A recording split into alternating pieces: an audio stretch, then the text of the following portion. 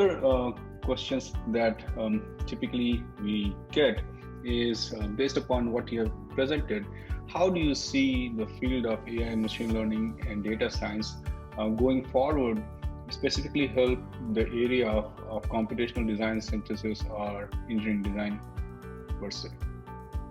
I'll kick this one off again, I guess. I think it's going to explode. I think that in engineering specifically, we have had really interesting data and really interesting simulators for a long time, and we're just starting to scratch the surface with all we can do with it. So I guess that's a very general answer, but I think it's going to explode. And it is. Basically reinforcing the point that I said earlier, which is that the intersection between engineering and CS, there's a lot of companies that had some initial success kind of downloading whatever open source computer vision thing GAN was on the internet, and they tried it and they got halfway there, and then they realized there's some fundamental problems in applying those to sort of engineering applications. So to me, and I think you're already seeing this with like physics informed neural networks and other types of things that are coming up. But I think the next decade, you're going to see a much bigger expansion into things that are engineering specific, not just in application, but in the underlying theory that went into that algorithm. So I can see that being a sort of big area that will drive, well, the performance in the areas that Chris is talking about.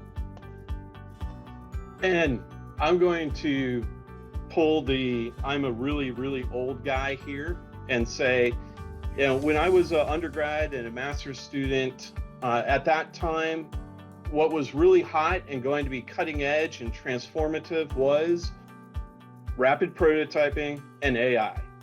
And, you know, and it languished for a long time, both of them. And now they're actually hot and they're being used.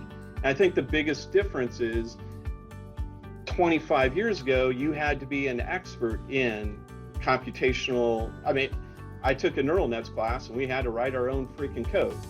Students today don't have to write neural net code. Now you can go grab a toolkit from MATLAB or any other different permutation.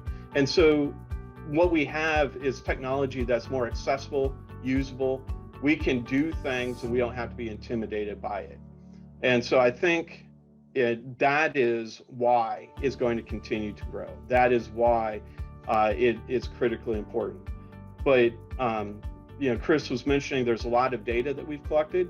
That's insane to say, but there's a lot of data that we've been collecting for decades that we haven't touched.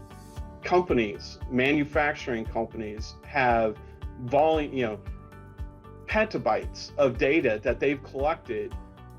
They don't know what to do with it. And so they're just waiting for someone to come along and be able to say, hey, give me that data, let me play with it, let me see what we can learn from it. Now, you have to work for them and they want to hire you. So it works out as a good partnership.